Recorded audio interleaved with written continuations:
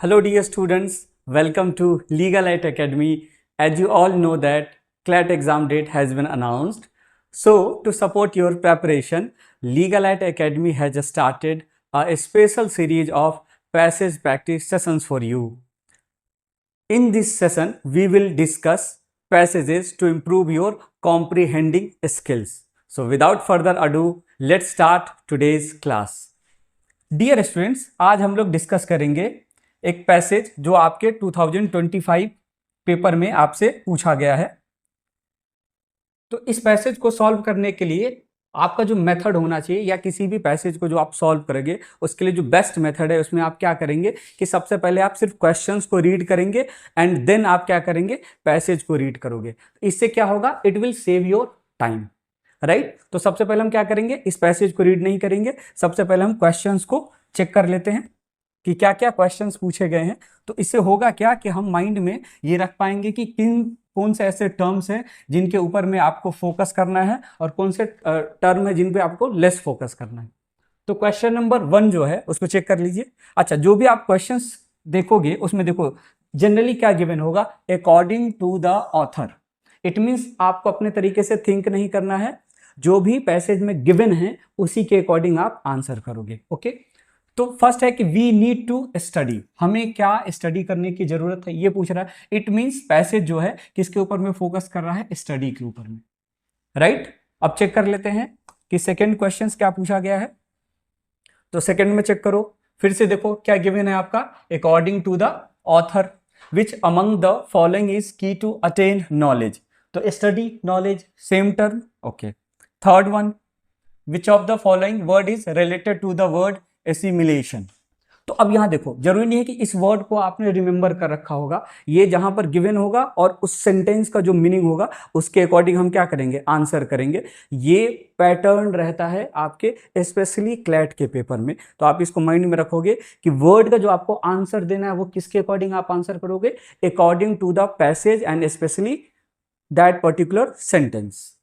Okay, then question number 4, education as described by the author means.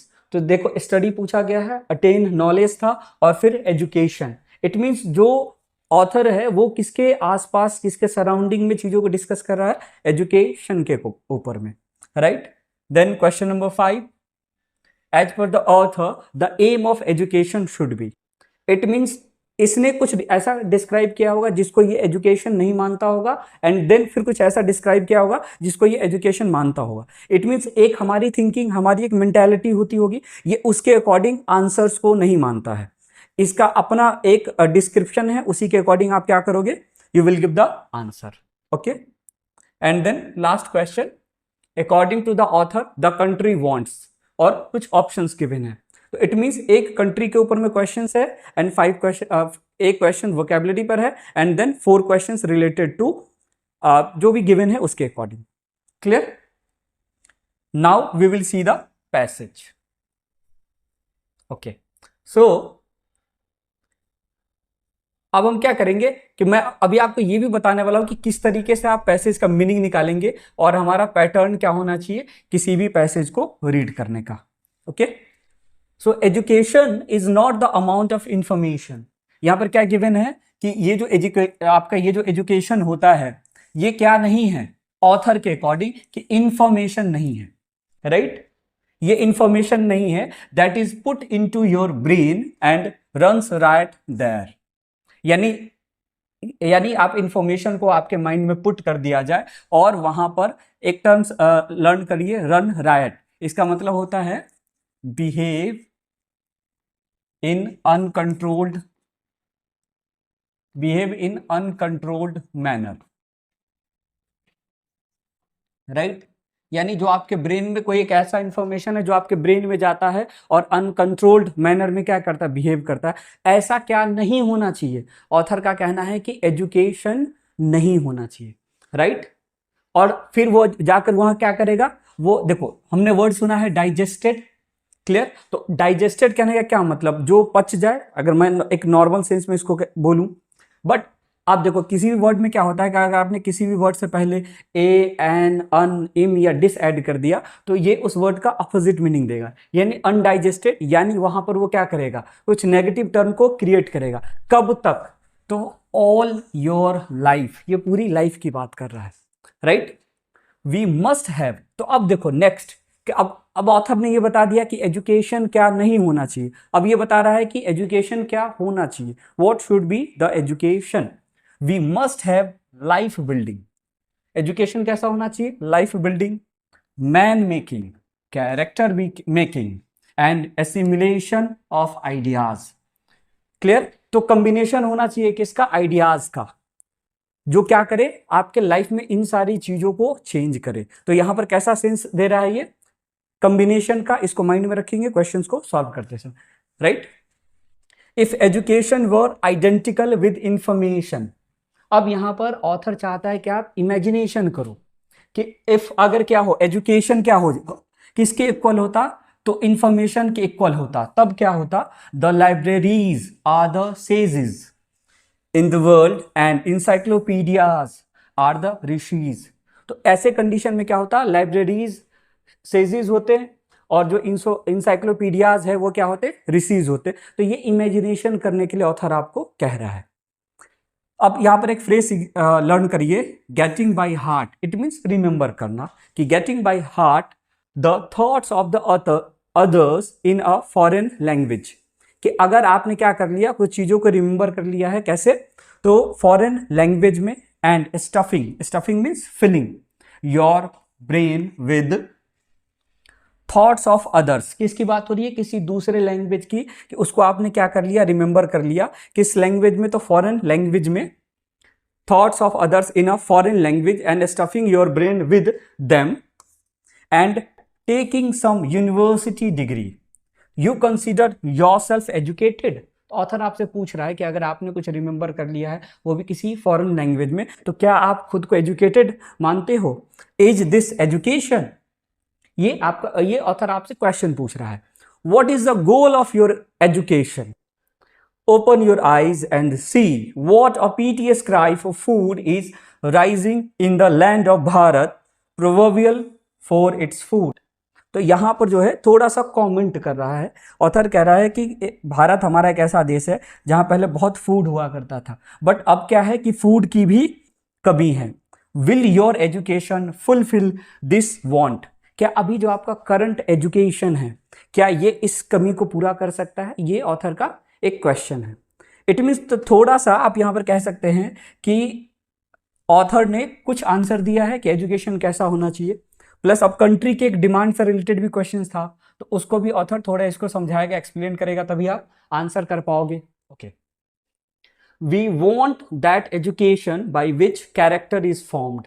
अब author कह रहा है कि एजुकेशन, आपका जो एजुकेशन सिस्टम है वो कैसा होना चाहिए, जो कैरेक्टर को फॉर्म करे, जो माइंड के स्ट्रेंथ को क्या करे, इंक्रीज करे, और जो आपका इंटेलेक्ट है उसको क्या करे, एक्सपेंड करे, by which one can stand on one's own feet. तो वंस ओन फीट का मीनिंग क्या होगा, खुद से अर्न करना, right. What we need to study independent of foreign control. अच्छा, प्लस वो ये भी कह रहा है कि हमें जरूरत है क्या स्टडी करने की, तो इंडिपेंडेंट ऑफ फॉरेन कंट्रोल, यानी किसी दूसरे देश या दूसरे कंट्री पे जिसका क्या उससे वो इंडिपेंडेंट होना चाहिए, ऐसी चीजें रीड करने की, ऐसी चीजों का स्टडी करने की बात हो रही है। Different branches of the knowledge that is our own, जो हमारा अपना हो उसकी बात हो रही है। With it the English language and the western science, यानी आपको प्लस और भी क्या पढ़ना है, वेस्टर्न साइंस को पढ़ना है। वी नीड, हमें और किन किन चीजों की जरूरत है, we need technical education and all else that will develop industries so that men instead of seeking for service may earn enough to provide for themselves and save against a rainy day। तो rainy day it is a phrase, इसका ये meaning होता है कि एक time जो एक difficult time हो, या फिर जब when you don't have money, that time is called a rainy day, it is a phrase. तो अभी एजुकेशन क्यों हमें चाहिए, किस तरह का एजुकेशन चाहिए, तो वो बात कर रहा है जो डेवलप कर सके इंडस्ट्रीज को। ओके, अब चेक कर लेते हैं नेक्स्ट फ्रेज में क्या कह रहा है, सॉरी नेक्स्ट पैराग्राफ में क्या कह रहा है? The end of all education all training should be man making, right. अब यहाँ पर एक टर्म लर्न करिए, थोड़ा सा ग्रामर हमारी ठीक होनी चाहिए। जैसे अगर आपने कहीं पर एक टर्म लिखा मैन, तो देखो अगर आपने इससे पहले आर्टिकल यूज किया, इफ यू से अ मैन, इट मीन्स ये एक पर्सन की बात कर रहा है। बट अगर सिर्फ आपने मैन लिखा है तो ये ह्यूमैनिटी की बात करता है। For example, man is mortar, it means humanity क्या है? मोर्टल होती है। क्लियर? अगर इससे पहले आपने क्या यूज नहीं किया, कोई आर्टिकल यूज नहीं किया, then man means humanity. Okay, तो the end of all education all training should be man making होनी चाहिए। The end end aim of all training are to make the man grow. ये humanity के grow में क्या करना चाहिए? Support करना चाहिए। ऐसी हमारी एजुकेशन होनी चाहिए। The training by which the current expression of will are brought under control, यानी जो हमारे अंदर जो विल पावर होती है वो उसको कहाँ पे ला दे? तो वो अंडर कंट्रोल कर दे। और कैसा करे? ताकि वो फ्रूटफुल हो, वो आपको किसी नेगेटिव वे में ना ले जाए। Is called education. तो इसको ऑथर क्या मानेगा? एजुकेशन मानेगा, right. What our country now wants are. अब देखो ये क्वेश्चन था कि कंट्री को क्या चाहिए, तो कंट्री को चाहिए देखो muscles of iron and nerves of steel चाहिए एंड जायंटिक विल्स चाहिए, यानी एक ऐसी दृढ़ इच्छा शक्ति की बात हो रही है यहाँ पर, विच nothing can resist, which can penetrate into the mysteries and secrets of the universe and will accomplish their purpose in any fashion। कि एक ऐसी दृढ़ इच्छा शक्ति जो किसी भी चीज को वो क्या कर पाए, so that they can complete, right। and then अब देखिए इस टर्म को, लास्ट पॉइंट क्या है आपका? Even if it meant going down to the bottom of the ocean, meeting death face to face। यानी एक ऐसी दृढ़ इच्छा शक्ति होनी चाहिए कि कंट्री के लिए ओशन के बॉटम में जाना पड़े या फिर डेथ से फेस टू फेस करना पड़े, वो उसके लिए क्या हो? कैपेबल हो, right. Now see the questions what they ask. So first question is, according to the author we need a study। तो कैसी स्टडी की जरूरत है? तो एग्जामिनर हमने क्या क्या चेक कर लिया देखो। तो ऑथर कह रहा है कि आपको इंग्लिश लैंग्वेज भी आपको स्टडी करनी है, टेक्निकल एजुकेशन भी होना चाहिए, वेस्टर्न साइंस भी होना चाहिए। तो अगर ये 3 के 3 गिवन है, इट मीन्स आप पेपर में आंसर क्या करोगे? D will be your answer, all of the above. Clear? So it means जब इस तरीके से जब आप रीड करेंगे पैसेज को, तो आप इजीली क्वेश्चंस को हैंडल कर पाएंगे। Okay, see question number 2। According to the author which among the following is key to attain knowledge. तो यूनिवर्सिटी डिग्री को ऑथर नहीं मान रहा है कि ये एजुकेशन नहीं है, लाइब्रेरी को भी नहीं मान रहा है, hard work and sports training. तो अब आप कभी कभी आपके माइंड में आ सकता है कि सर ये तो कुछ हो सकता है, ऐसा तो मेरे माइंड में चल रहा था, लेकिन मैं ये पूछना चाह रहा हूं आपसे कि क्या स्पोर्ट्स ट्रेनिंग का कोई डिस्कशन है? अगर ऑथर ने कुछ डिस्कस नहीं किया है, then it will be never be your answer, right.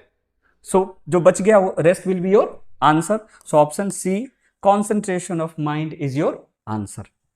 Getting my point? Okay, so now question number 3 says which of the following words is related to the word assimilation। तो ये emerge करने की बात करता है या फिर कॉम्बिनेशन की बात कर रहा था। तो अब कॉम्बिनेशन से रिलेटेड टर्म्स चेक कर लेते हैं कौन कौन सा है। तो देखो इंटीग्रेशन, ये जो आपका इंटीग्रेशन है इसका मीनिंग क्या होगा? ये भी कॉम्बिनेशन की बात करता है। अच्छा, एक न्यू वर्ड हमें दिख रहा है, एक्लाइमेटाइजेशन। इस वर्ड का मीनिंग क्या होता है? एडजस्टमेंट। और ये दोनों भी किसकी बात करता है? तो कॉम्बिनेशन की बात करता है। तो ये 3 के 3 क्या है? सेम मीनिंग वाले टर्म है। और इसका और ये किससे रिलेटेड है? तो एसिमिलेशन से रिलेटेड है। तो आप आंसर क्या करोगे? Then your answer will be option D will be your right answer. Clear? Okay, now see question number 4।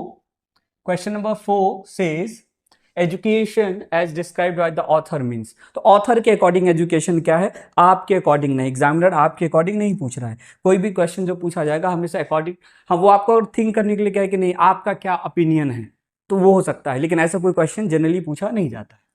तो एजुकेशन क्या है ऑथर के अकॉर्डिंग, तो ये इंफॉर्मेशन को नहीं मानता है, लाइब्रेरी और डिग्रीज को नहीं मानता है, तो ये 3 ऑप्शंस कट गए, तो none of the above will be your right answer.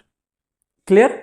तो और ये हमें कैसे पता चला, तो जब हमने डिटेल में समझा था पैसेज को, तो आपको क्या करना पड़ेगा, डिटेल में रीड करना पड़ेगा और आप बहुत काम एंड कंपोज होकर रीड करेंगे पैसेज को। Question number 5 says as per the author the aim of education should be, क्या होना चाहिए, तो चेक करिए, to help a person build his or her character, तो yes it is right, to help a person earn his or her livelihood, खुद से कमा पाए, right, to help a person develop his or her intellect, तो that is also right, so your answer will be option D. Getting my point? Okay, now the last question is, according to the author the country wants, तो massive will power चाहिए, ये हमने check कर लिया था, तो A is right, spirit of philanthropy, तो इस वर्ड को थोड़ा समझ लेते हैं। देखो, phil is a root word, it means love for someone और समथिंग, और एंथ्रोपी कहीं पर भी गिवन हो, it means mankind, so its meaning is love for mankind, तो ये गिवन था। ओके, और क्या चाहिए, आयरन एंड स्टील इंडस्ट्रीज चाहिए, इट इज ऑल्सो करेक्ट। सो ये 3 पॉइंट्स आपके क्या हैं, करेक्ट। सो आप आंसर क्या करोगे, D will be your right answer. So dear students, now I hope that you got all my points. We will continue to bring similar sessions till your exam. Thanks for watching. Stay tuned for more updates.